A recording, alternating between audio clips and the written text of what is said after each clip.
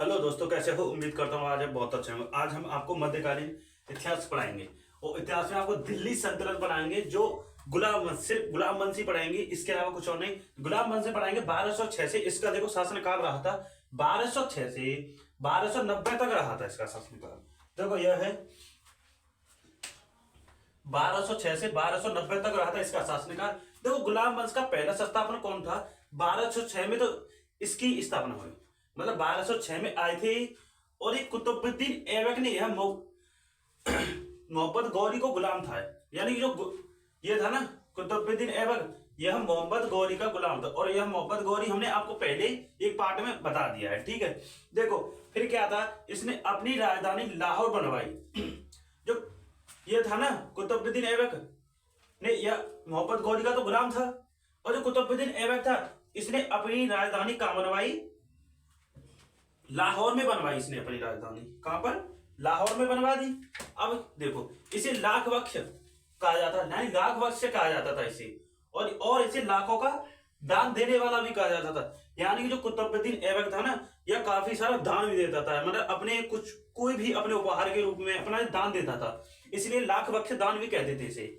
अब देखो दिल्ली में कुबत उल इस्लाम मस्जिद अजमेर का 2.5 दिन का झोपड़ा नामक मस्जिद बनवाई। यानी कि इसने दिल्ली में एक तो ये वाली मस्जिद बनवाई इस नाम से, और एक अजमेर का 2.5 दिन का झोपड़ा, एक यह इसने बनवाया दिल्ली के अंदर, और यह बनवाया था 2.5 दिन का झोपड़ा अजमेर में, जो राजस्थान में है अजमेर, वहां पर एक यह बनवा दिया इसने। अब देखो इसकी मृत्यु 1210 में हो गई, यानी कि चौगान पोलो घोड़ा से गिरकर हो गई। यानी कि ये चौगान खेल रहा था, सिर्फ पोलो होता है, और वो खेल रहा था, खेलते टाइम ये घोड़े से गिर गया, और घोड़े से गिरने के बाद में इसकी मृत्यु होगी 1210 ईस्वी में, ठीक है। अब इसे कहां पर दफनाया गया? इसे दफनाया गया था लाहौर में। कहा? इसको लाहौर में तो दफनाया गया था, ठीक है। यहां तक भी समझ में आया होगा, उम्मीद करता हूं।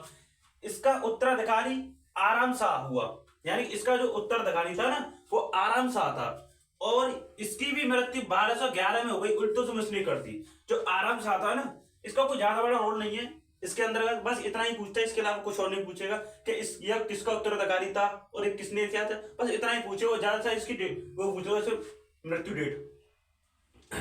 1206 में इसकी मृत्यु हो गई। अब मृत्यु होने के बाद में कोई और भी राजा आएगा और कोई राजा शासन करेगा, तो उसके बाद में इल्तुतमिश ने की, यानी कि इसके बाद में कौन आएगा? इल्तुतमिश आएगा। अब इल्तुतमिश ने इसके 40 गुलामों का संगठन बनाया। जो इल्तुतमिश आया, अब इसने 40 गुलामों का एक संगठन बना दिया, ठीक है, बनाया।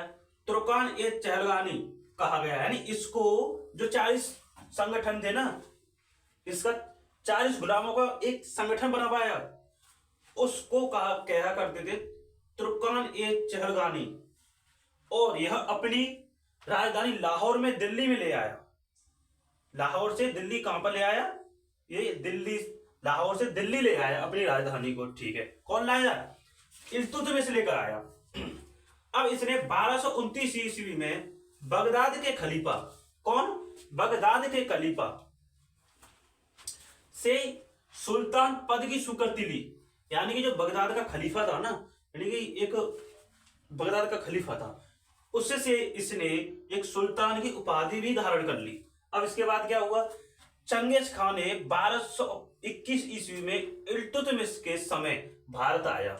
यानी कि जो चंगेज खान था ना, यह काफी ज्यादा ही, मतलब ये जो चंगेज खान था ये वाला, इसको मतलब एक क्रूर था एक तरह से, मतलब एक दयावान बिल्कुल भी नहीं था।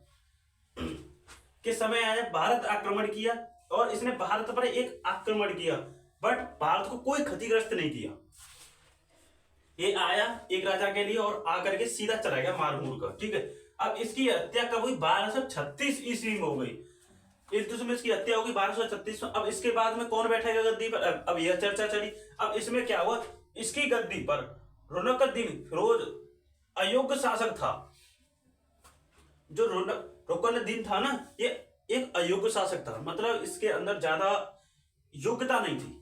अब ये जो ना, इसके बैठ तो गया। अब इसकी जो माँ थी एक शाह तुर्कान के हाथ में थी, जो शाह तुर्कान थी, इसकी माँ थोड़ी सी टैलेंटेड थी, ठीक है।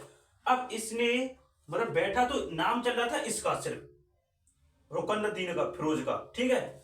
बट इसकी जो शासनकाल करती थी इसकी मां करती थी, क्योंकि मां चालाक थी इस वजह से मां करती थी। अब देखो, अब इसके बाद रजिया सुल्तान, अब कहा गया भाई तुम एक अयोग्य शासक हो, तुम शासन नहीं चला सकते से थे। तो जो भी थे उस टाइम पर, तो उन सबने बोला कि एक रजिया सुल्तान थी, इसकी बेटी इल्तुतमिश की बेटी थी रजिया सुल्तान, पहली रजिया सुल्तान थी जो जिसने सबसे पहले सर्वप्रथम एक शासनकाल किया, तो एक रजिया सुल्तान ही थी, ठीक है। और रजिया सुल्तान बैठी और रजिया की शादी इल्तुनिया से हुई, यानी कि रजिया की शादी एक उल्तुनिया से हुई, ठीक है। और रजिया की मृत्यु 1240 ईस्वी में हुई। कब हुई? 1240 ईस्वी में हो गई, हरियाणा में। अब क्या 1240 ईस्वी में नसरुद्दीन महमूद को दिल्ली का शासक बनाया, यानी कि अब इसकी मृत्यु हो गई 1240 के बाद में 1240 ईस्वी को नसरुद्दीन महमूद को दिल्ली का शासक बना दिया। अब क्या हुआ? 1265 ईस्वी में नसरुद्दीन की मृत्यु हो गई। कब? 1265 में इसकी मृत्यु हो गई भाई। और ठीक है, मृत्यु के बाद बलबन तथा इसका वास्तविक नाम जो बलबन था ना, अब ये गद्दी पर बैठ गया। इसकी मृत्यु के बाद, नसरुद्दीन की मृत्यु के बाद कौन बैठेगा? बलबन बैठ गया। अब क्या हुआ? वास्तविक नाम था, जो बलबन का वास्तविक नाम था वो था बहाउद्दीन था। कौन था? बहाउद्दीन, ये वाला था। बलबन बैठ गया, बलबन का जो वास्तविक नाम था वो था बहाउद्दीन था। अब देखो, यह इल्तुतमिश का गुलाम था। जो बलबन था ना, ये इल्तुतमिश का गुलाम था। बलबन के दरबारी यह क्वेश्चन सबसे ज्यादा पूछने वाला इंपोर्टेंट क्वेश्चन है। आपने जितना भी अभी तक पढ़ा है, मतलब 99% पूछने वाला है, सॉरी 1%। अब जो मैं आपको कराऊंगा वो 99% फैक्ट पूछेगा।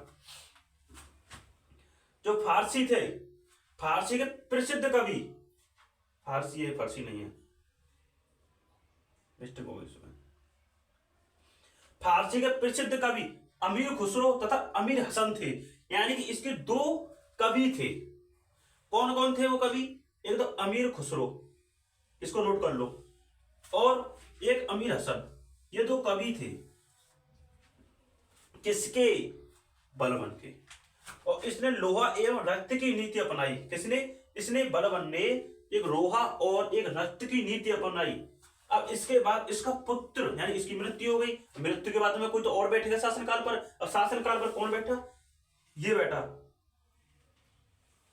केरवू सरव शासक बना। और इसकी जो केरवू सरव था ना, यह लकवे से इसकी मृत्यु हो गई। अचानक से भाई लकवा तो कोई बोल के तो आता नहीं है, ना किसी से कहकर आता। मृत्यु है, मृत्यु तो कभी भी आ सकती है, ठीक है। अब इसकी मृत्यु हो गई। अब गुलाम वंश का अंतिम शासक कौन था?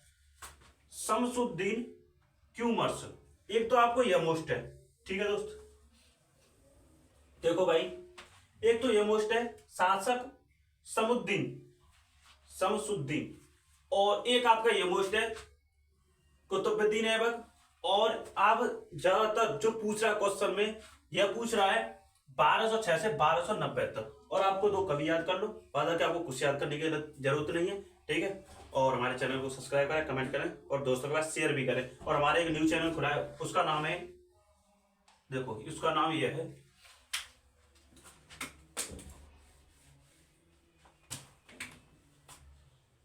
SATYABAGHEL12।